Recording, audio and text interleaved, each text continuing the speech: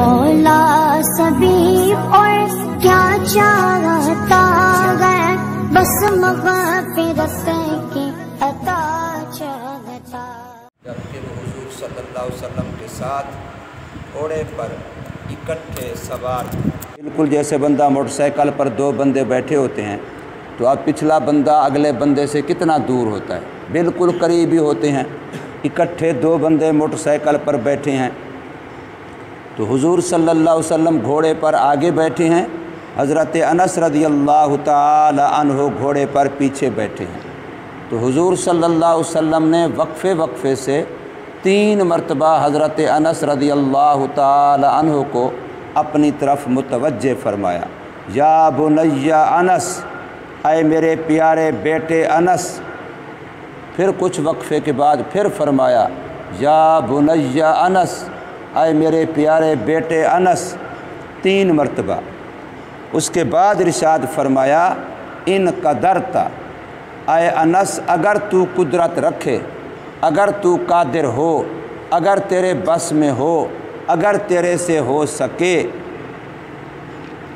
तो फिर ये काम कर कि लैसा फ़ी क़ल्बे का ग़िश्शुन ले आहादिन, कि तेरे दिल में किसी के लिए भी कोई खोट न हो, तेरा दिल बिल्कुल पाक साफ़ हो, किसी के बारे में बुराई, किसी के बारे में हसद, किसी के बारे में ज़िद, किसी के बारे में कीना, किसी के बारे में बुग़्ज़, किसी की दुश्मनी, किसी की अदावत, किसी की मुखालफत, किसी की नफ़रत तेरे दिल में बिल्कुल ना हो।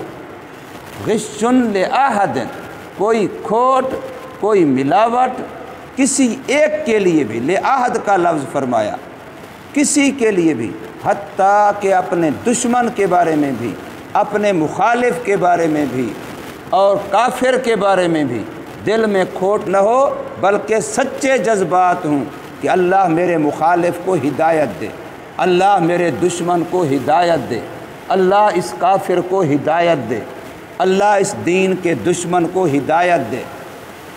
उसके लिए भी खैर के जज्बात हों, अच्छे जज्बात हों। फरमाया अगर तेरे बस में हो आया नस, अगर तू कादिर हो तो फिर ये काम कर कि तेरा दिल किसी के बारे में भी किसी किस्म के खोट से पाक और साफ़ हो। और ये क्यों? इसलिए कि फरमाया ये मेरी महबूब सुन्नत है। इसको उलमा कहते हैं कि हुजूर ने इरशाद फरमाया ये मेरी अज़ीमुश्शान सुन्नत है। सुन्नतें तो बहुत सारी हैं, सुन्नतें तो और भी हैं, लेकिन ये मेरी अज़ीमुश्शान सुन्नत है।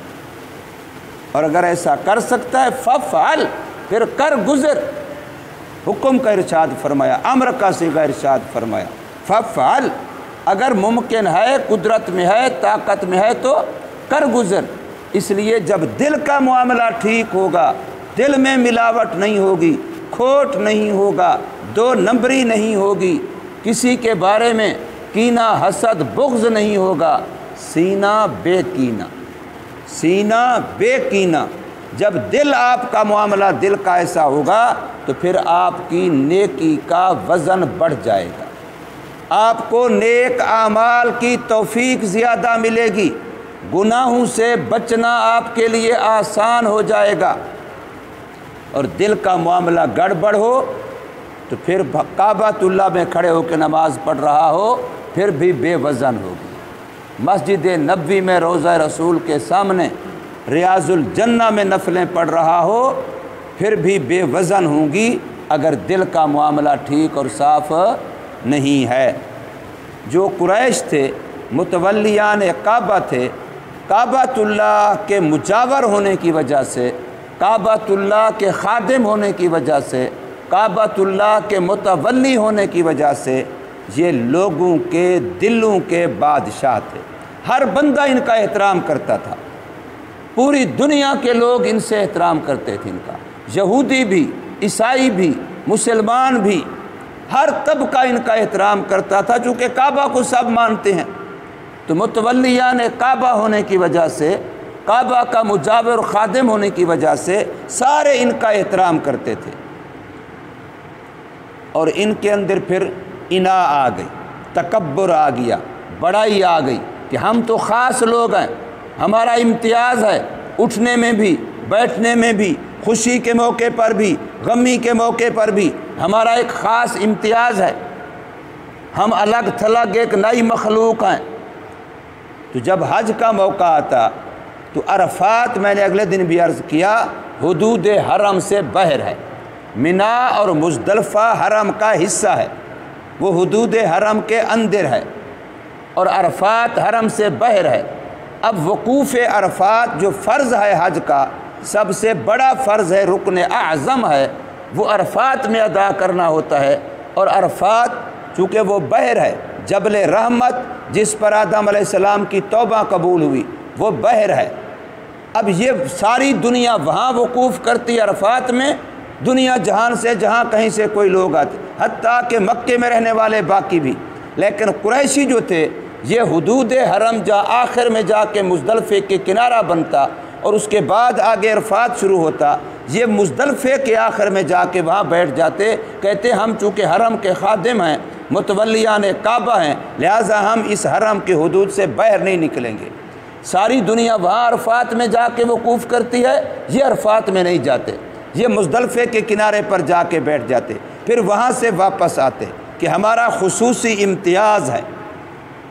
اور میں نے ابھی عرض کیا کہ اسلام کے اندر یہ بات نہیں ہے کہ غریب کے لیے بھی یہی مصلی ہوگا، امیر کے لیے بھی یہی مصلی ہوگا، غریب بھی اسی صف میں کھڑا ہوگا، امیر بھی اسی صف میں کھڑا ہوگا، آقا بھی اسی صف میں کھڑا ہوگا، اور نوکر غلام بھی اسی صف میں کھڑا ہوگا۔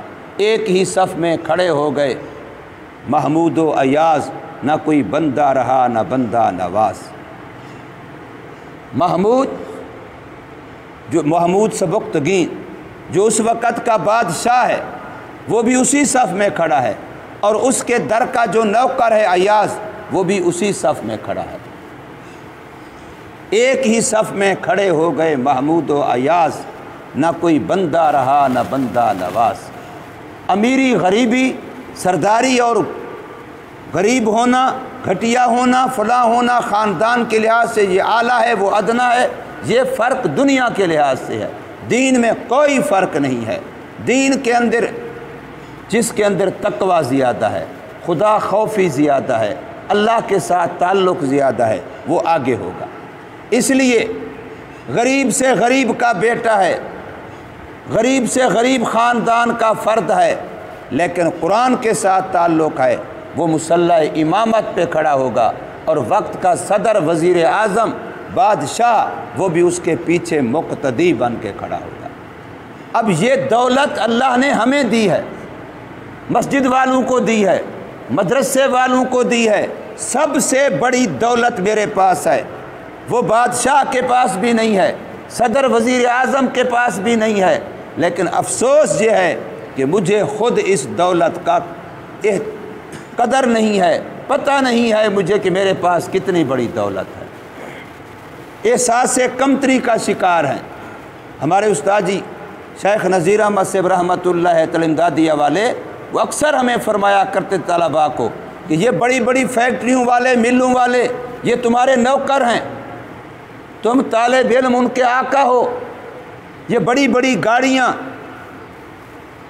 یہ تمہارے بکرے دالیں گھی لانے کے لیے تمہارے نوکروں کو اللہ نے دی ہیں، یہ کوٹھیاں بنگلے، اس میں تمہارے نوکر رہتے ہیں جو فیکٹریاں چلاتے ہیں، اور فیکٹریاں چلا کے پیسے تمہارے پاس لے آتے ہیں، دال خرید کر کے، گھی خرید کر کے اسی کار پر تمہارے پاس لے آتے ہیں، بکرے خرید کر کے انہی کاروں پر لے کر کے تمہارے پاس لے آتے ہیں کہ مولانا صاحب طلباء کے لیے قبول کرو، پیسے لے آتے ہیں، بکرے لے آتے ہیں، دالیں لے آتے ہیں، یہ تو تمہارے نوکر ہیں۔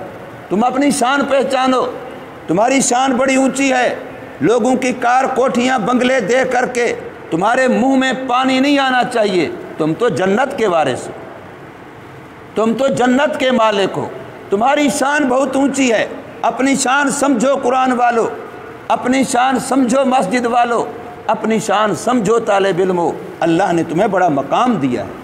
لیکن ہم ہیں کہ کسی کے 10 روپے دیکھ کے بھی خیال آتا ہے یہ بھی مجھے میرے پاس ہوتے، یہ مکان میرے پاس ہوتا، یہ گاڑی میری ہوتی۔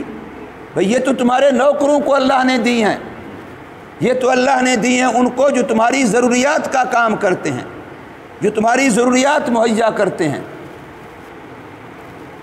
تو اللہ تبارک و تعالیٰ کے ہاں دنیا کے عہدوں کے لحاظ سے، دنیا کی چیزوں کے لحاظ سے، دنیا کے پیسوں کے لحاظ سے کوئی عزت کا معیار نہیں ہے۔ اگر یہ ہوتا تو فرعون سب سے بڑی حکومت کا مالک تھا، پھر وہ بڑی عزت والا ہوتا۔ قارون بڑے خزانے کا مالک تھا، پھر وہ بڑی عزت والا ہوتا۔ حامان اور شداد بڑی وزارتوں کے مالک تھے، پھر وہ عزت والے ہوتے۔ جب ان کو عزتیں نہیں ملی، آج تک ان پر لعنتیں پڑ رہی ہیں، باوجود حکومت کے، باوجود دولت کے، باوجود وزارت کے ان پر لعنتیں پڑ رہی ہیں۔ تو پھر ہم بھی سمجھیں کہ یہ چیزیں عزت کا باعث اور ذریعہ نہیں ہیں۔ فَإِنَّ الْعِزَّةَ لِلَّهِ جَمِيعًا۔ تو اللہ نے قریشیوں کو خطاب کیا، ثُمَّ أَفِيضُوا، پھر واپس لوٹو تم، مِنْ حَيْثُ أَفَاضَ النَّاسُ، جہاں سے واپس لوٹتے ہیں دوسرے لوگ۔ دوسرے لوگ عرفات میں جا کے واپس لوٹتے ہیں کعبۃ اللہ کی طرف، لہٰذا اے قریشیو، متولیان کعبہ، کعبہ کے مجاورو، تم بھی عرفات میں جا کے واپس لوٹو۔ اگر وہیں نہیں جاؤ گے تو تمہارا حج نہیں ہوگا، میں اللہ تمہارا حج قبول نہیں کروں گا۔ تو فرمایا ثم افیضوا من حیث افاض الناس، وہاں سے واپس لوٹو جہاں سے دوسرے لوگ واپس لوٹتے ہیں۔ واستغفر اللہ، اور جو آج تک کمی کوتاہی ہوتی رہی اس پر اللہ سے معافی مانگو، توبہ کرو، استغفار کرو۔ استغفر اللہ، یا اللہ ہم معافی مانگتے ہیں، ہم سے آج سے پہلے جو کوتاہی ہوتی رہی، کمی ہوتی رہی کہ ہم عرفات نہیں جاتے تھے، مزدلفہ کے آخر سے واپس آ جاتے تھے، تو ہمیں معاف کر دے، ہم معافی مانگتے ہیں، توبہ کرتے ہیں۔ واستغفر اللہ، اور اللہ سے معافی مانگو۔ ان اللہ غفور الرحیم، بے شک اللہ بڑا بخشنے والا، بڑا رحم کرنے والا ہے۔ کسی انسان کی غلطی کرو، وہ اتنا جلدی نہیں راضی ہوتا، نہیں مانتا۔ میرے رب کی غلطیاں ہم سے ہوتی ہیں، ہم دل میں ندامت کریں، پشیمان ہو جائیں، میرا رب فوراً معاف کر دیتا ہے۔ کوئی انسان تمہاری حالت کو دیکھ کر کے، کمزوری کو دیکھ کر کے، حاجت کو دیکھ کر کے، ضرورت کو دیکھ کر کے، تمہاری قسم پرسی کو دیکھ کر کے، تمہیں بھوکا دیکھ کے، تمہیں پیاسا دیکھ کے اتنا رحم نہیں کرتا جتنا میرا رب جلدی رحم کرتا ہے۔ اس لیے فرمایا غفور الرحیم، وہ بڑا بخشنے والا ہے، بڑا رحم کرنے والا ہے۔ ہمارا حق بنتا ہے کہ ہم اپنی زندگی میں اپنے رب کے ساتھ اپنا معاملہ ٹھیک کریں۔ کسی انسان نے اگر ہمیں عزت دے دی لیکن مرتے ہی جوتے شروع ہو گئے، مرتے ہی فرشتوں کی مار شروع ہو گئی، مرتے ہی قبر آگ کا گڑھا بن گئی، تو پھر اس عزت کا کیا فائدہ؟ اور یاد رکھو، یہ عزتیں جن کے پیچھے دنیا میں ہم مارے مارے پھرتے ہیں، آخرت میں یہ سب سے زیادہ بے عزتی کا سبب بن جائیں گی، بے توقیری کا سبب بن جائیں گی۔ یہاں تو 4 بندوں کے سامنے کہتا ہے مجھے نہ کہو، میری بے عزتی ہو جاتی ہے، 4 بندوں کے سامنے نہ کہو، مجھے کوئی بات کہنی ہو تنہائی میں کہو۔ لیکن جب ساری انسانیت موجود ہوگی، حضرت آدم علیہ السلام سے لے کر کے قیامت کی صبح تک جو آخری انسان نے آنا ہے، سارے ایسے موجود ہوں گے جیسے پلیٹ کے اندر کوئی چیز رکھ دی جائے قیامت کے دن، اور اس وقت اللہ بلائے گا او فلانے، او فلانے، اور اس وقت غلطیاں گنی جائیں گی، اس وقت عیب گنے جائیں گے جو ہم چھپاتے پھرتے ہیں کہ ماں کو پتہ نہ چلے، ابو کو پتہ نہ چلے، بھائی کو پتہ نہ چلے، ہمسائے کو پتہ نہ چلے، استاذ کو پتہ نہ چلے، فلاں کو پتہ نہ چلے، جو ہم آج چھپاتے پھرتے ہیں، تو اس وقت قیامت کے دن اگر میرے رب نے سب کے سامنے وہ عیب بتا دیے تو پھر کیا کریں گے؟ اس وقت کی بے عزتی سے ڈرو، اس وقت کی رسوائی سے ڈرو، اس وقت کی شرمندگی سے ڈرو۔ آج موقع ہے اپنا معاملہ اپنے اللہ سے ٹھیک کر لو۔ اللہ تبارک و تعالی ہمیں سمجھ نصیب فرمائے اور عمل کی توفیق دے۔